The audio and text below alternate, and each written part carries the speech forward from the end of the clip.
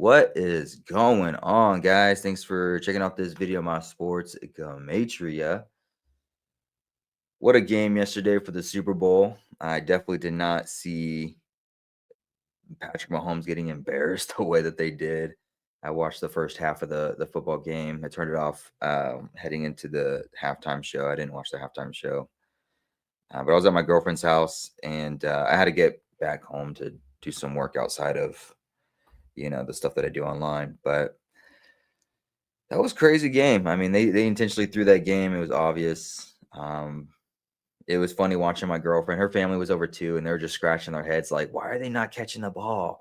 Why are they trying not to? Why are they even trying to tackle anybody? Why aren't they doing this? Like, why does it seem like they're not even trying?" I was like, "Well, the fix is in. The fix is always in. Unfortunately, the fix isn't for the Chiefs; it's for the Eagles, but the fix is definitely in."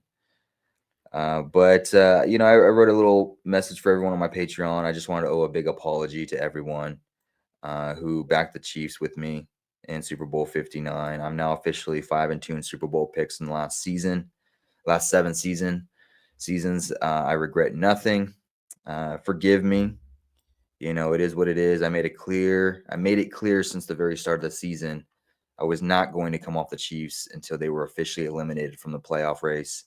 And unfortunately, their elimination didn't come until the actual Super Bowl game. I did not make a video saying I'm going to pick the Eagles to win, and then the next week make a video saying, well, I'm going to pick the Chiefs to win. I did not flip flop my picks. I did not waver. I did not give out 5 different Super Bowl teams. I didn't give out 4 different Super Bowl teams. I didn't give out 3 Super Bowl teams. I didn't give out 2 potential Super Bowl teams. I literally just gave out 1 team and 1 team only. That was the Chiefs. It's the only video I made for the Super Bowl. There's no other videos. You'll not find a video of me picking the Eagles. You'll not find a video of me picking Bills. You'll not find a video of me picking the Lions. You'll not find a video of me picking any of these other teams to win the Super Bowl. I literally just picked the Chiefs. I stuck with the Chiefs, and I made it very clear that I was gonna stand on that hill until the very end, and I died on that hill, unfortunately. But that's just the way it goes. To me, this puts to rest the quarterback birthday Super Bowl clue that I think will never happen. Uh, the Gematria community has amnesia, very short-term memories for their past results.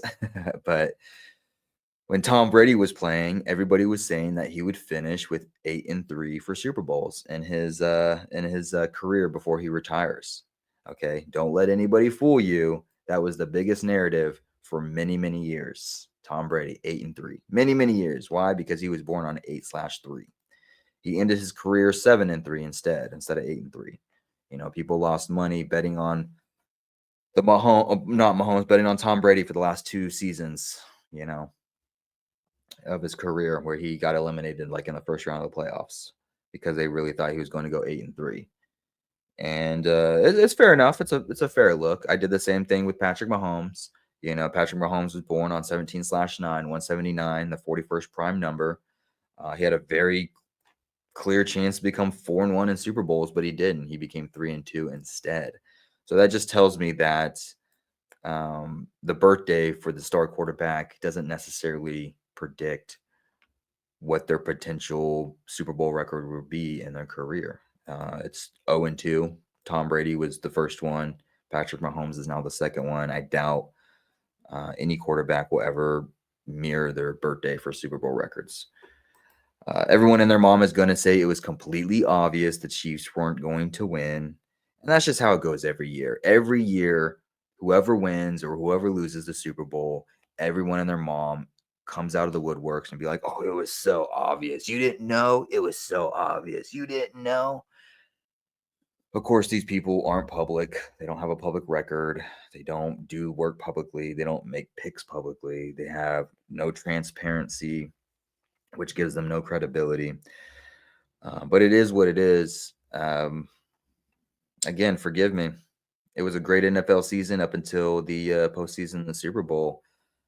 My overall record, I lose in the last game. My overall record for the NFL season was 74 wins and 32 losses, including postseason. That's a 69% win ratio. Unfortunately, no one's going to care because I lost the last game of the season, the biggest game of the season, the final game and the biggest game. So it doesn't matter how well I did throughout the season, 74 wins, 32 losses. I finished 8-5 in postseason, which isn't that good. It's about 50-50. Uh, for prime time, 37 wins, 14 losses. That's great. Thursday night football is 13-4. Sunday night football is 13-4. Monday night football is 11-6. 74 wins, 32 losses overall for the season. But unfortunately, I lost the very last game of the season, which is the biggest hyped game of the season, and that's the only game people are going to remember. I'm now 5-2 in Super Bowl picks because of it.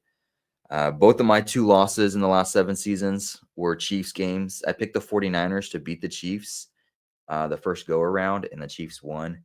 And then now I picked the Chiefs to beat the Eagles, and the Eagles won. But yeah, it is what it is. Yeah. I don't believe in flipping the script. I don't think that's a real thing. I don't think they flipped the script. I think the Eagles were supposed to win the entire time. I just didn't see it for whatever reason.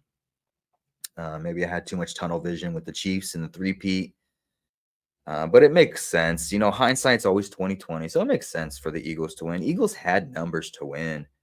I did my picks preview video. If you guys watched it, I show you guys both sides. For every game that I've ever done in the last 7 years publicly on YouTube and Patreon, every single game, it doesn't matter if the game's a Super Bowl or if it's just a regular ass game on a Tuesday afternoon, there's always both sides. You can make a case for both sides every single time with numbers, but at the end of the day, you have to make a pick. You have to pick a side, and that's what I do. I don't pick both sides. I don't pick both sides and then come out and say, "Oh, I won no matter what." That's what a lot of popular decoders do. They'll make a video for one team and say, "I'm picking this team."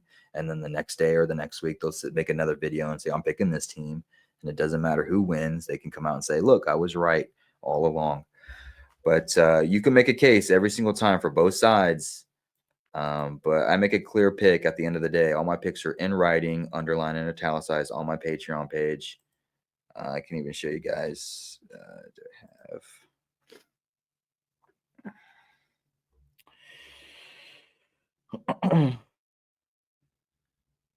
I made the pick, Chiefs. You're right. I let you guys know what I've done in the last time I made a pick in the conference. I picked the Chiefs and the Eagles. I went 2-0.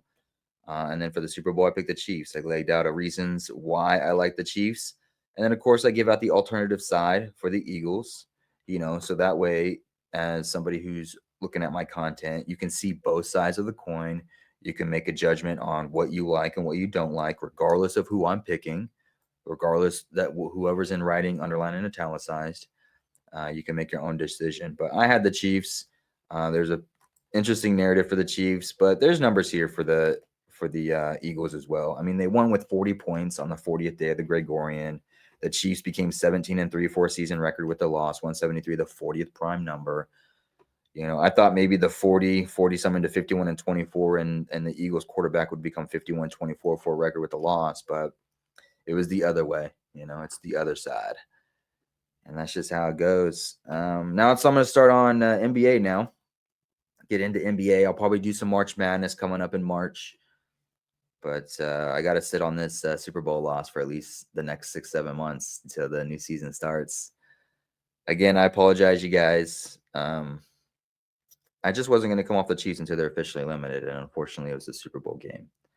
And I wasn't going to pick 5 different teams to win the Super Bowl or all that other stuff. I wasn't going to pick the Eagles and then switch my pick the next day to the Chiefs and, yada, yada, yada.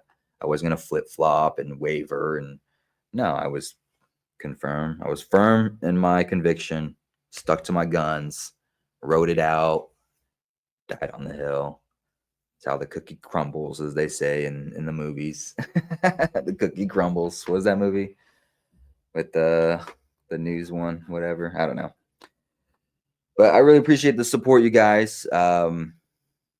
It's tough losing publicly. It's tough making picks publicly. Those of you who follow the content and do stuff privately, just be happy.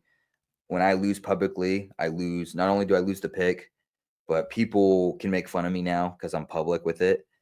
I also lose followers on my Patreon and my YouTube when I lose. So I lose that way as well. And then I also lose on my personal bets. I had a bet in on the Chiefs winning. I had a bet in on the final outcome, which was only $5 for the final outcome. But I did have $100 on the Chiefs. Um, so I lost 100 bill. It's all right. I don't bet big. I'm not a huge better, but I do bet, and it sucks to lose because I lose my money personally. I lose followers. I lose, um, brownie points for content, and it's all done publicly, and I can get shamed publicly for it. So be happy to those of you guys that aren't public and are doing this privately. You can just lose privately and move on, but it's tough for me to do so. All right, guys, enough rambling. I'll see you guys in the next video. I'll be starting on NBA mostly now, and March Madness coming up. So keep an eye out for that. Thanks, guys.